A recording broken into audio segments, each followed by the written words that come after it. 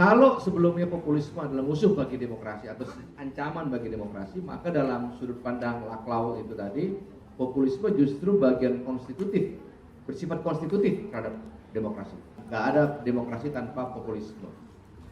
Nah, di sini populisme diartikan lebih sebagai semacam cara membangun satu konfrontasi politik berdasarkan satu kesamaan politik tertentu, itu populisme. Dan oleh karena itu dia bisa dipakai oleh yang kiri maupun yang kanan, sejauh tujuannya adalah membentuk satu artikulasi dan kemudian kesamaan untuk konfrontasi politik untuk mengubah relasi kekuasaan.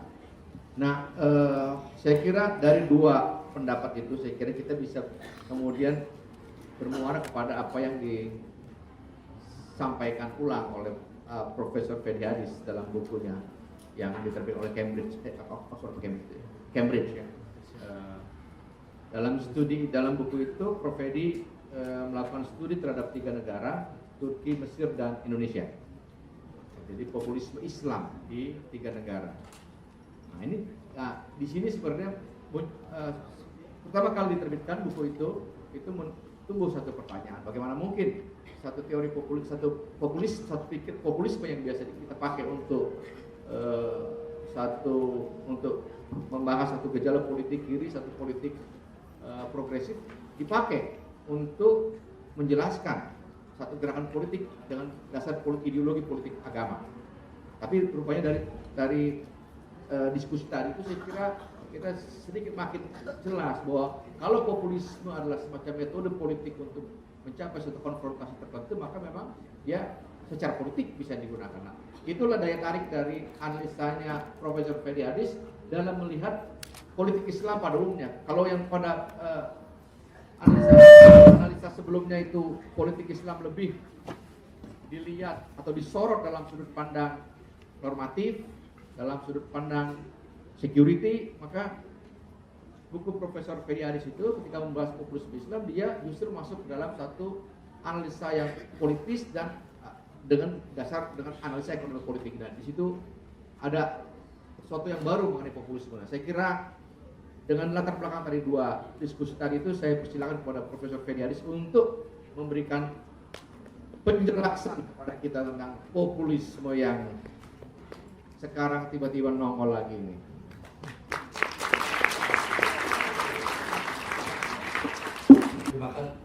Terima kasih saudara-saudara. Oke, saya akan berusaha untuk dalam waktu yang cukup singkat mencapai tujuan beberapa hal. Pertama, saya mau sedikit melanjutkan pembicaraan yang sudah dimulai tentang konsep dari populisme itu sendiri. Kedua, saya mau ngomong sedikit tentang apa yang dikemukakan tadi oleh Robert tentang ide saya tentang Islamic populism. Lalu saya juga akan membicarakan bagaimana kita memahami atau berusaha untuk memahami atau berusaha memakai konsep populisme ini dalam upaya untuk menjelaskan proses-proses politik dan konflik-konflik sosial yang ada di Indonesia saat ini. Jadi at least 3 tujuan. Pendekatan saya pada dasarnya adalah pendekatan ekonomi politik, dan itu bukanlah pendekatan yang lazim digunakan di dalam analisa terhadap populisme. Analisa ini yang saya gunakan selalu menyangkut suatu ketegangan antara yang universal dan kontekstual. Jadi saya melihat misalnya fenomena populisme itu sebagai sesuatu yang sifatnya universal, dalam arti dia bisa dilihat kemunculannya di berbagai jenis masyarakat, di berbagai pelosok dunia ini. Baru-baru ini saya menjadi editor khusus dari special issue dari jurnal namanya International Political Science Review, yang topiknya justru adalah populism in world politics. Jadi kita membahas Afrika, Amerika Latin, Eropa, Asia, jadi seluruh dunia gitu ya. Jadi ada yang universal dan kontekstual. Yang saya maksud dengan kontekstual adalah bagaimana kita memahami fenomena yang kelihatan sebagai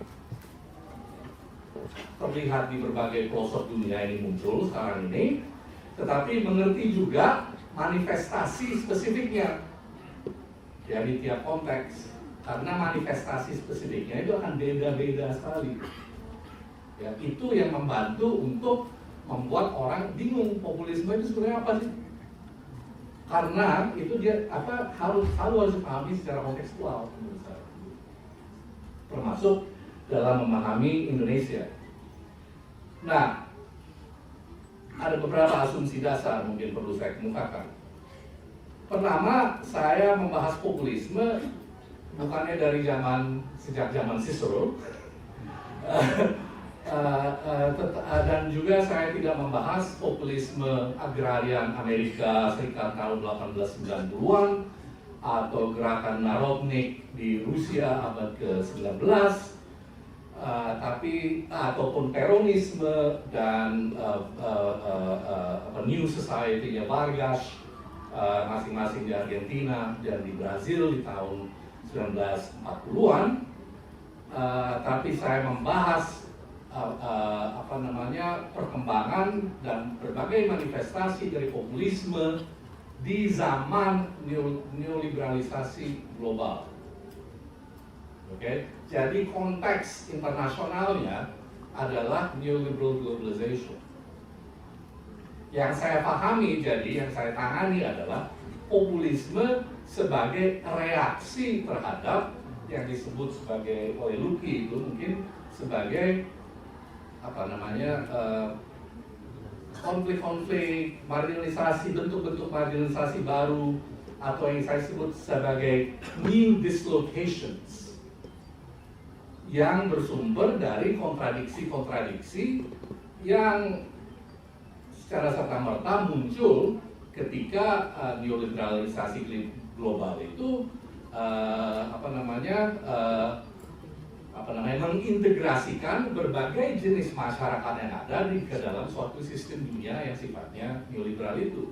Dan karena setiap masyarakat juga terintegrasi dalam sistem itu dengan cara yang berbeda-beda, karena ekonomi politik dari tiap masyarakat itu berbeda-beda, oleh karena itu juga kita membantu menjelaskan kenapa jenis-jenis dari populismenya itu juga bisa berbeda-beda. Oke? Nah, kalau kita bicara tentang populisme, mungkin asumsi kedua yang muncul dan ini juga dibicarakan baik oleh Lucky dan Daniel walaupun mengambil posisi yang sedikit berbeda, yaitu bahwa populisme sekarang ini adalah reaksi terhadap kekurangan-kekurangan dari demokrasi. Jadi ini judul Prisma itu saya kira populisme dan krisis demokrasi coba menangkap dimensi itu. Namun menurut saya itu perlu ada catatan karena tidak selalu bahwa populisme itu merupakan ancaman terhadap demokrasi. Bahkan populisme itu bisa hidup berdampingan dengan demokrasi. Cuma dia kalau hidup berdampingan demokrasi, dia juga akan mempengaruhi bagaimana demokrasi itu sendiri berevolusi. Jadi karakter dari demokrasi yang telah bersinggungan dengan populisme akan berbeda dengan demokrasi sebelum dia bersinggungan dengan populisme. Ya. Oleh karena itu persoalan apakah populisme itu anti demokrasi atau pro demokrasi, menurut saya adalah pertanyaan yang agak semu. Sekali lagi jawabannya menurut saya kontekstual. Di dalam particular set of circumstances, populisme bisa menjadi ancaman terhadap demokrasi. Dalam other sets of circumstances, mungkin dia akan setidaknya berusaha untuk merestrukturisasi demokrasi itu sendiri, misalnya dengan membuka akses kepada bagian-bagian dari masyarakat yang misalnya tadinya termarginalisasi dari proses-proses demokrasi. Malah sebenarnya salah satu perbedaan antara populisme, walaupun populisme kanan dengan fasisme, adalah bahwa populisme bisa bekerja dalam demokrasi, sedang fasisme akan mematikan demokrasi. Oke? Nah, dalam hal demokrasi itu, suatu hal yang perlu dicatat adalah terutama di negara-negara industri maju, munculnya populisme macam Jean-Marie Le Pen dan Marine Le Pen, Geert Wilders, dan yang di Austria yang baru muncul itu, Urban di Hungaria, itu adalah memang suatu simptom dari kekecewaan orang terhadap apa yang telah dicapai oleh demokrasi liberal. Dan juga adalah cerminan dari, menurut saya, merosotnya sampai hampir hilang sama sekali di berbagai tempat dari welfare state. Jadi bukan hanya krisis demokrasi, tetapi juga krisis dari welfare state itu turut menyumbang terhadap munculnya populisme di negara-negara industri maju. Di negara-negara berkembang, walaupun ini sekali lagi kan saya ngomong secara agak mengeneralisir ya, tapi untuk tujuan ngomong beberapa menit saya kira perlu melakukan itu. Populisme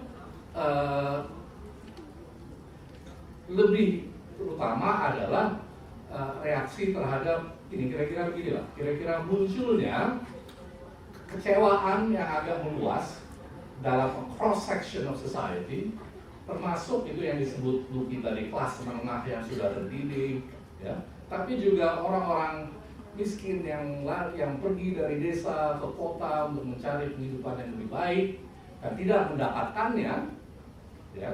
Jadi kira-kira itu sebetulnya adalah cerminan dari yang saya sebut sebagai the broken promises of modernity. Jadi janji-janji palsu dari modernitas yang janjinya adalah ya Anda belajar, kerja keras, ya kan, memperbaiki diri terus-menerus, dan Anda akan menikmati mobilitas sosial dan kondisi sosial ekonomi dan segala macam Anda akan selalu baik. Tetapi di dalam konteks dunia yang semakin terkait dengan neoliberalisasi atau ditandai neoliberalisasi global itu, mobilitas sosial itu sangat sulit. Nggak hanya di Indonesia. Jadi misalnya kita tahu bahwa Indonesia sekarang ini adalah sekarang mencapai tingkat ketidakadilan sosial yang paling tinggi dalam sejarahnya. 1% dari masyarakat Indonesia memiliki 50% dari kekayaannya.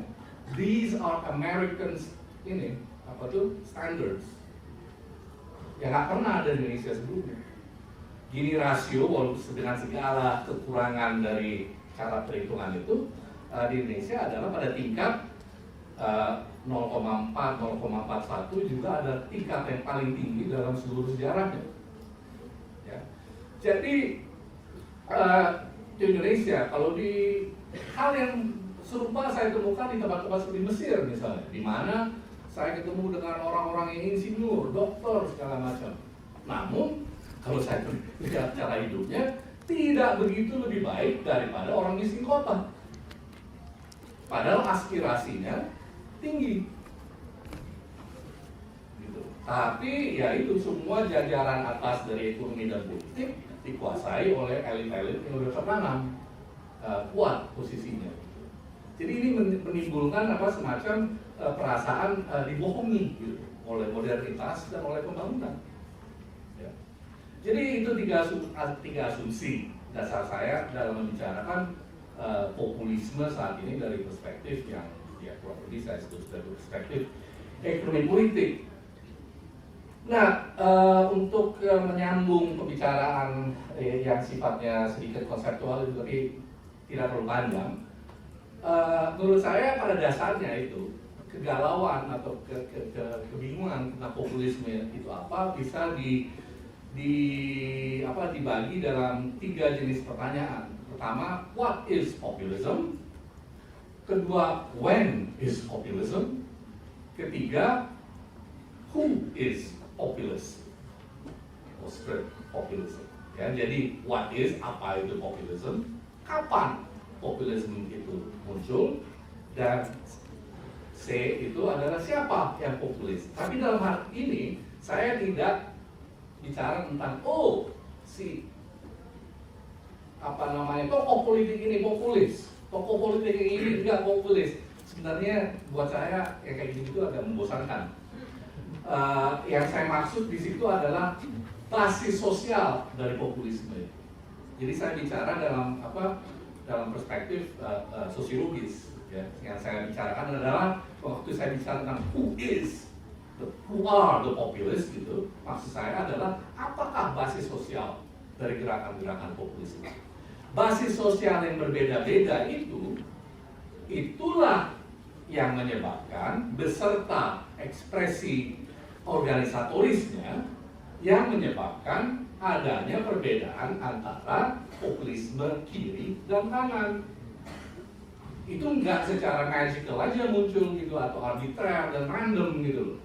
Ini tergantung basis sosial dari gerakan-gerakan populisme itu apa, bentuk-bentuk wadah-wadah organisatorisnya apa. Itu sangat turut menentukan apakah populisme itu akan kita tangkap sebagai populisme kiri atau kanan. Kalau dia banyak serikat buruhnya misalnya gitu ya, serikat taninya segala macam, dia akan cenderung populisme kiri misalnya. Ya. Jadi itu kalau kita bicara tentang who are the populists, maksud saya itu basis sosialnya. Kalau kita bicara tentang when itu populismnya itu, sekali lagi kita mesti menurut saya bicara tentang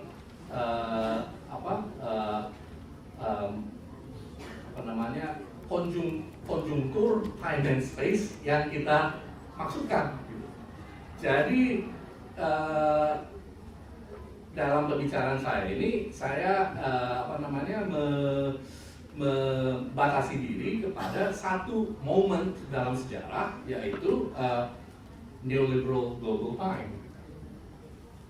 Gitu ya. Saya nggak membahas misalnya import substitution industrialization yang menyebabkan peronisme. Yang dasar ekonomi politiknya adalah import substitution industrialization misalnya. Tapi yang paling penting adalah what is populism.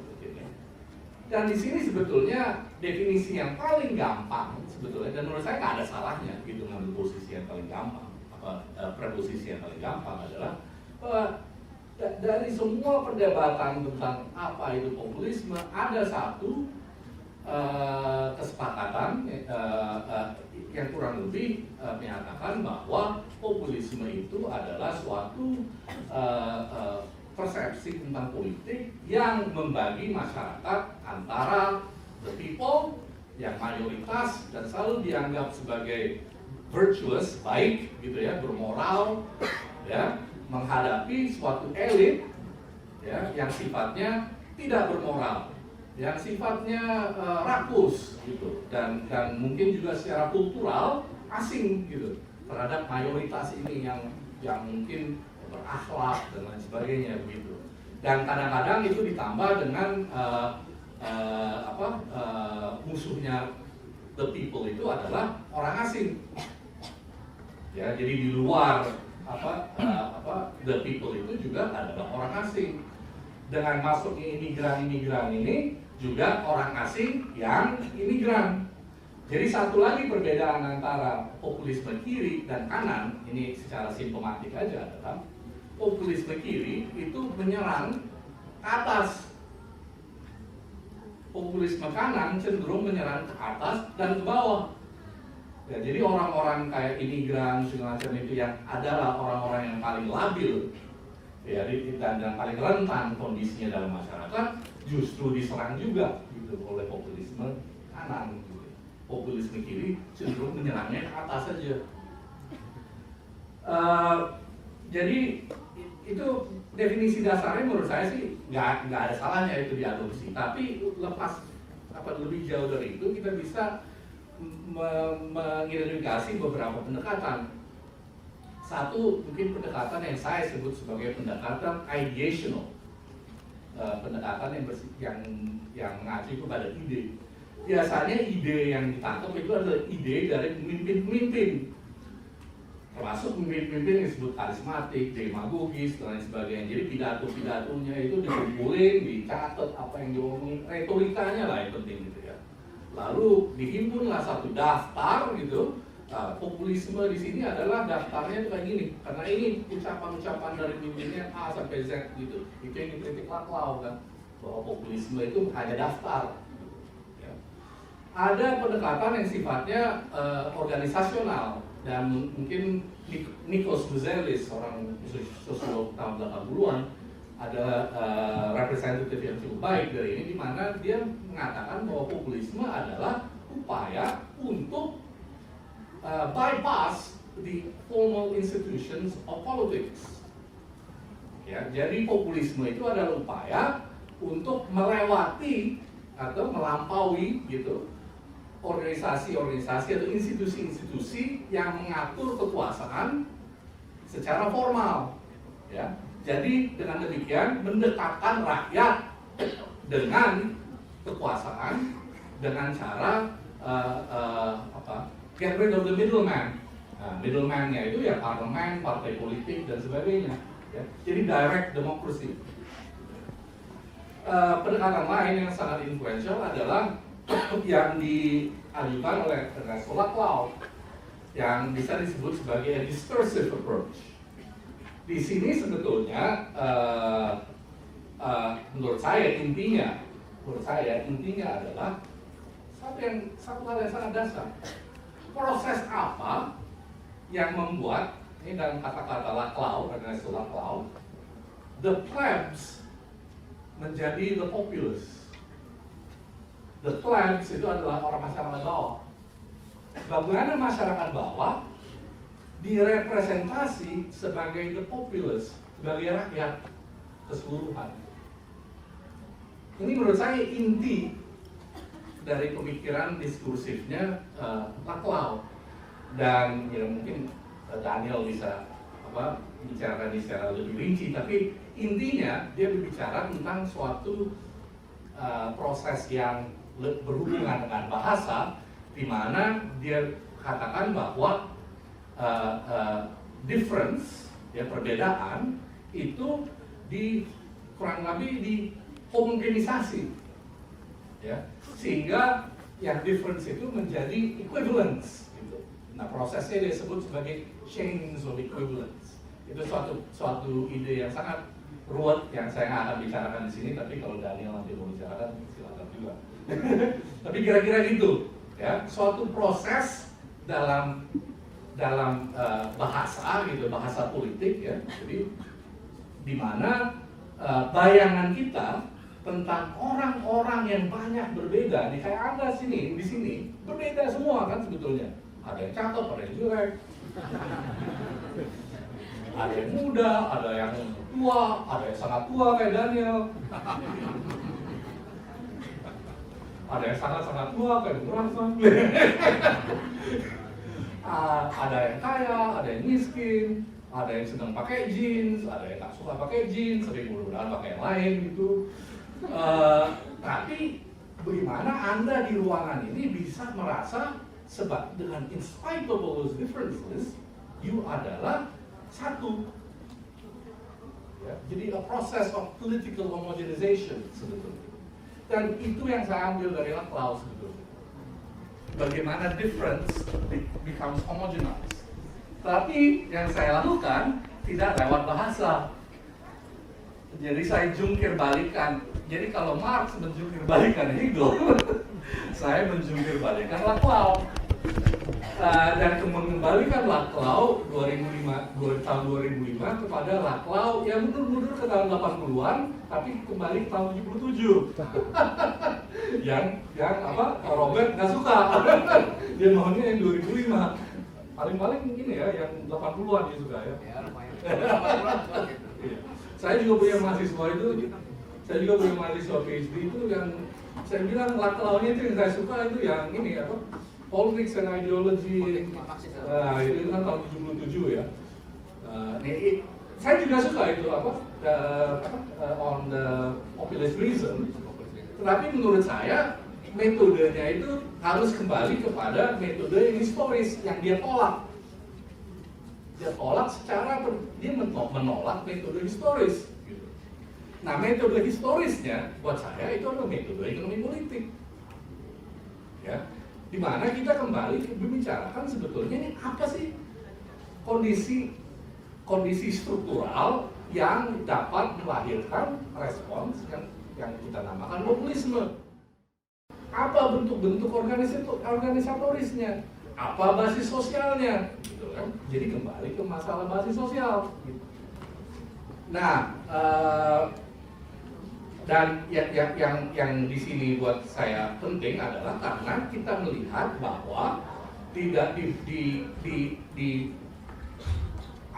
tempat seperti Amerika, misalnya di bawah Trump gitu, orang yang sebetulnya kelas sosialnya berbeda, ya, itu dan mempunyai perbedaan kepentingan yang sebetulnya sangat besar, ya, pengusaha yang mendukung Trump dengan petani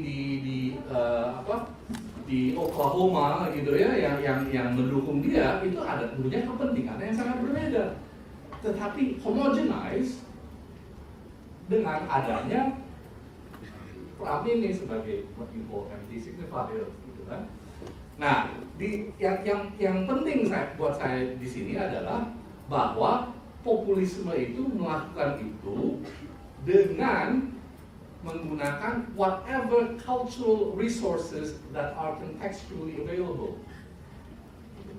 Jadi di Indonesia, the cultural resources yang memungkinkan itu adalah dua, nasionalisme dan Islam.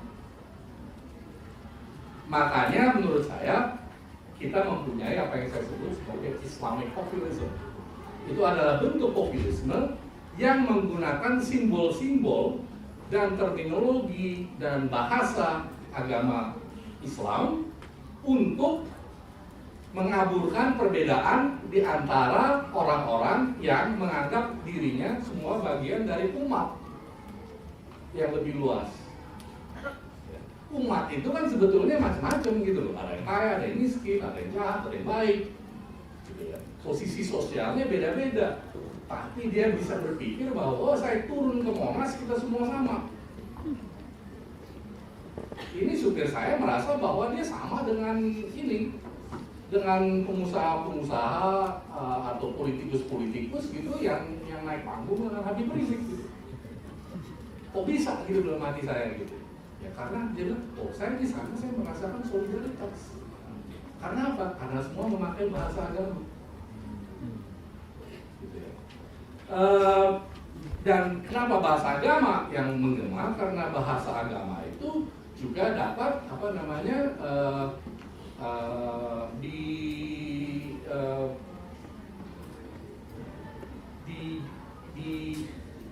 diarahkan kepada isu-isu seperti keadilan sosial, ya itu karena sejarah dari gerakan Islam di Indonesia yang kalau kita telusuri ya kembali kepada syariat Islam dan sebagainya. Ini adalah gerakan-gerakan yang menuntut keadilan sosial gitu, dan menuntut kenaikan dari kondisi sosial, ekonomi dan politik dari kaum muslim. Gitu ya. Jadi pada dasarnya saya melihat populisme ini sebagai ya kurang lebih gini ya intinya gitu ya. Saya lihat populisme ini sebagai an asymmetrical class alliance. Jadi aliansi antar kelas yang sifatnya asimetris, di mana ada kelas-kelas sosial tertentu yang mengambil peranan yang lebih besar gitu ya, yang memimpin gitu. dan yang lainnya itu ngikutin gitu. Dan definisi dan parameter dari perjuangan bahasa-bahasa yang dipergunakan itu cenderung menguntungkan ya pihak yang memimpin itu. Efek sosialnya adalah yang saya sebut sebagai, dan saya masih belum ketemu juga bahasa Indonesianya ini, the suspension of difference. Tertundanya keberagaman, nggak ada yang benar. Apa? Daniel bahasa Timur. Suspension of difference. Ya, nanti dipikir-pikir. Jadi kira-kira suspension of difference itu artinya bahwa keberagaman itu perbedaan-perbedaan kita seakan-akan hilang. Seakan-akan hilang. Dan dia bisa hilang terutama kalau seperti dalam tradisi populisme kita ini ya dijuxtapose, dikontraskan terhadap yang bukan kita. Yang bukan kita, yaitu yang bukan umat dalam hal ini adalah orang Cina, orang Kristen, orang asing, dan sebagainya yang nggak bisa dihitung sebagai bagian dari umat gitu. Jadi apa namanya populisme itu yang biasanya dianggap sebagai politik inklusif sebetulnya membawakan pola-pola politik eksklusif dan inklusif baru, itu aja. Nah, dia nggak sepenuhnya inklusif juga. Jadi, menurut saya itu ada satu fallacy di dalam memahami populisme bahwa dia itu inklusif, semua orang manusia.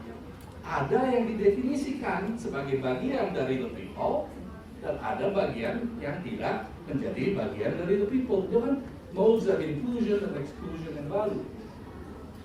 Dan kalau dalam populisme yang sifatnya konvensional gitu ya, seperti Peron, ya, Vargas, ya, ini kan classical populism. The people itu adalah yang dijuxtapose atau dikontraskan dengan elit. Nah, dalam Islamic populism menurut saya yang terjadi adalah the people, istilah the people is substituted, diganti oleh istilah the umat. Jadi the umat are the people. Dan narasi dari the people adalah seperti dikemukakan dari tadi oleh dua pembicara tadi adalah narasi dari the marginalized, dari the oppressed, ya kan? Nah inilah yang apa namanya yang kemudian akan membawa hal-hal yang sifatnya emotif dan passionate di dalam politik. Karena apa? Itu juga dirakitnya ya lewat bahasa-bahasa yang sifatnya emotif kan. Karena apa? It has to have cultural resonance gitu. Kalau kita di Brazil mau bikin gerakan populisme pakai Islam yang laku. Ya kan? Kita di Yunani mau pakai apa populisme Yahudi yang nggak laku gitu. What is culturally available gitu. Kalau di Amerika Serikat, the idea of ini the white working class male yang selama ini tertinggal oleh globalisasi. Itu cultural resource yang berguna buat Trump. Gitu. Yeah. And it's different in different places. Menurut saya, Islamic populism di Indonesia sebetulnya belum bisa dibilang berhasil. Malah boleh dibilang selama ini lebih banyak gagalnya daripada berhasilnya. Dan disebut oleh Robert itu saya membandingkan Indonesia dengan dua negara lain yaitu Turki dan Mesir.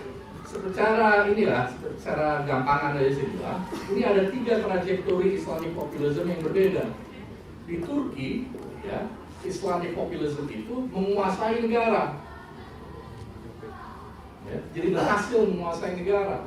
Di Mesir, Ikhwanul Muslimin sebelum dihancurkan oleh militer baru-baru ini menguasai civil society. Menguasai negara setahun doang, tapi menguasai civil society. Populisme Islam di Indonesia tidak pernah menguasai negara ataupun civil society. Jadi itu suatu kelontaran yang mungkin ya nggak semua orang akan menerimanya di sini. Okay. Dan saya punya alasan untuk menjelaskan kenapa itu bisa terjadi. Sekali pendekatannya ekonomi politik. Satu hal yang memungkinkan AKP di Turki itu memimpin gerakan populisme Islam yang berhasil menguasai negara adalah dia berhasil memang membentuk cross-class alliance yang dirakit gitu ya dengan bahasa keislaman yang solid dan koheren. Kenapa dia bisa melakukan itu? Antara lain menurut saya karena proses neoliberalisasi liberal ya neoliberalisasi global yang menjamah Turki terutama sejak tahun 80-an justru membentuk kelas kapitalis besar Muslim di Anatolia, jadi di provinsi-provinsi di luar Istanbul. Karena apa? Mereka yang export oriented businesses. Ya, jadi ketika Turki membuka ekonominya ke pasar dunia, inilah yang mengambil keuntungan. Jadi sekarang ini kalau kita lihat perusahaan-perusahaan besar di Turki, memang mayoritas masih perusahaan-perusahaan yang berhubungan dengan rezim Kemalis sebelumnya ya, yang sekuler ya, seperti perusahaan Posh, Sabancı dan sebagainya. Tetapi juga udah mulai masuk gitu perusahaan-perusahaan yang di bawah organisasi yang namanya Musyad, yaitu adalah semacam kadin Islam lah gitu ya. Nah, akibatnya apa? Akibatnya adalah bahwa ada sumber dana, ada financial dan material resources yang bisa dipakai untuk tidak hanya simbolik aja ya memperkokoh gerakan populis itu, tapi juga secara material.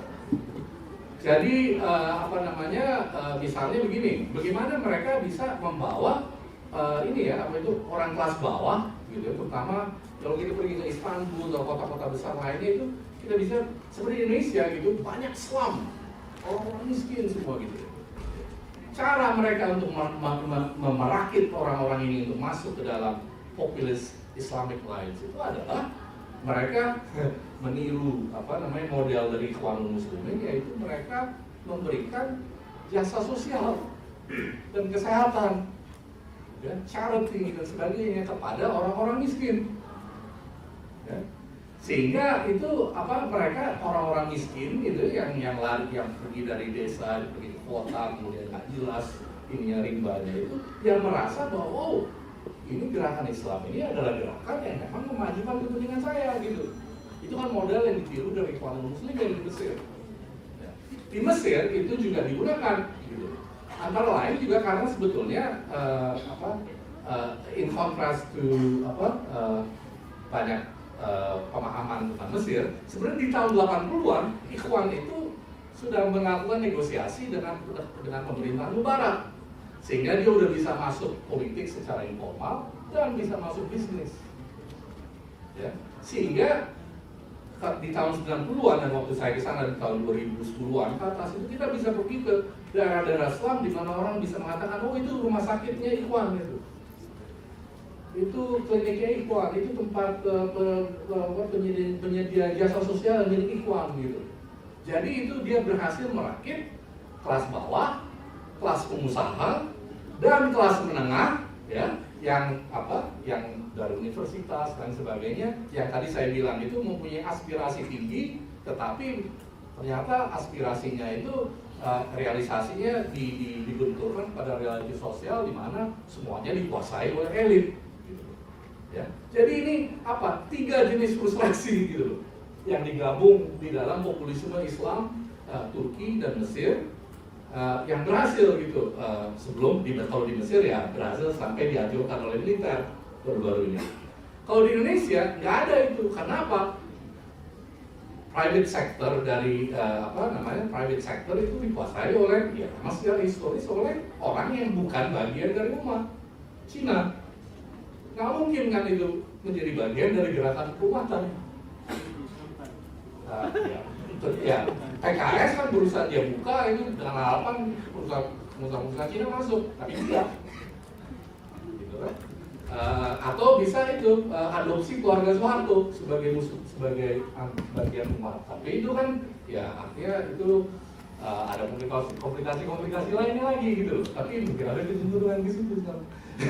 Tapi kira-kira yang begitu di Indonesia ini nggak ada kelas kapitalis besar yang culturally Muslim, sehingga tidak bisa menopang itu gerakan populisme Islamis itu untuk naik ke atas ataupun turun ke bawah. Sehingga populisme Islam di Indonesia ini ketimbang sebuah cross class alliance yang coherent, sebetulnya adalah gerakan kelas menengah, yaitu kalian-kalian di universitas. Hah? Robert udah masuk rumah.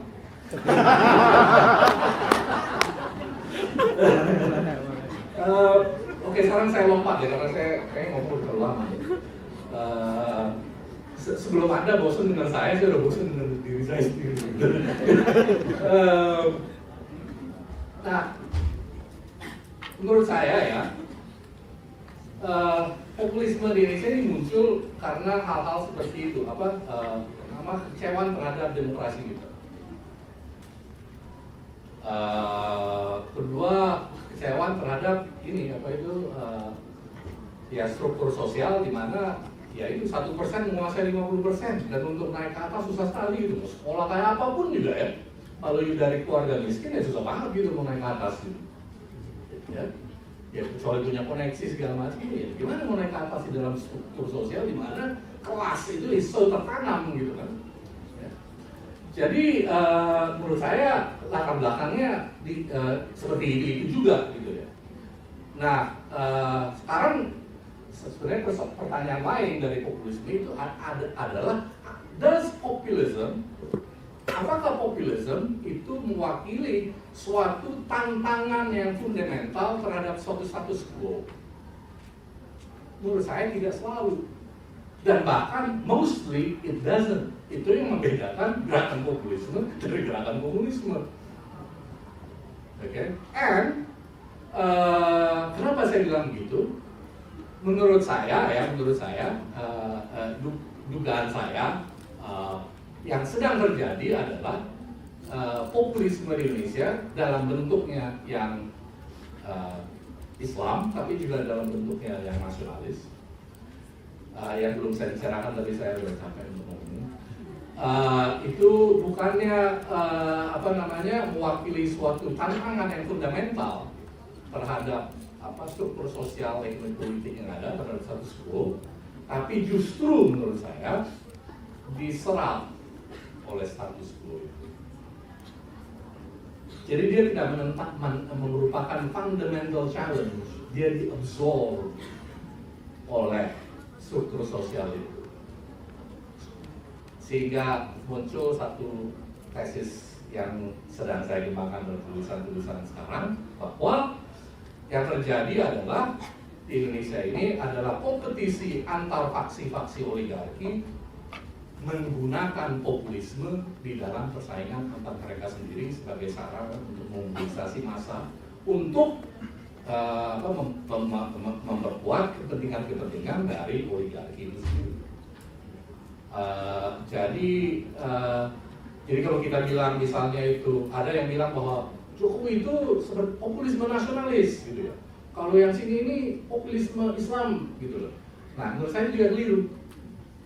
Karena apa? Impuls populisme nasionalis dan impuls dari populisme Islam itu kalau udah ketemu dengan oligarki itu bisa baur.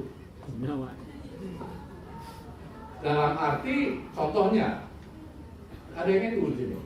Apa ya? Sedikit nggak apa-apa ya. Jadi kalau ngelawan NU dalam menghadapi 411 dan 212 itu memakai pluralisme sosial dan simbol-simbol nasionalistis ya dalam aliansinya dengan istana. Tapi lihat ke Jawa Timur, di mana mungkin mereka akan menghadapi calon gubernur yang perempuan. Udah mulai muncul bahasa-bahasa agama yang mengatakan bahwa perempuan nggak boleh memimpin. Gitu. Jadi dia bisa pakai yang mana aja, gitu, menurut saya. Gitu. Akomodatif. Dan bukan hanya dari sisi itu, Prabowo gitu. Dia mau pakai yang nasionalis, dia mau pakai yang Islam, dan seenak perutnya aja menurut saya. Ya, Gatot Nurmantio, kalau ngomong depan Habib Rizik ya dia Islami gitu. Tapi dia ngomong dengan pemuda Pancasila ya nasionalis. Nah, jadi menurut saya ini impulse populisme itu adalah memang ekspresi dari kecewaan dan frustrasi dan sebagainya. Dia di Indonesia itu dia adalah cross class lines yang sebetulnya nggak lengkap gitu, incomplete gitu ya. Sehingga sangat fragile, sangat tenuous. And anyway, all populist alliances are tenuous. Karena ya begitu banyak perbedaan mau disatukan. Dia bisa menyatu terutama kalau ada konflik. Jadi makanya perlu konflik terus. Perlu konflik terus, kalau enggak itu semangat bersatunya itu hilang, udah. Nanti bikin toko gitu ya, terus tokonya bangkrut, lupa lagi gitu. Tapi marah lagi kalau udah bangkrut gitu kan. Terus itu, jadi menurut saya itu yang terjadi sekarang ini adalah bahwa oligarki sedang mendomestikasi dan menyerang gelombang populisme Indonesia, sehingga pada saat ini tidak bisa diharapkan sebagai source of challenge terhadap status quo yang ada. Saya kira udah gitu aja dulu ya. Terima kasih.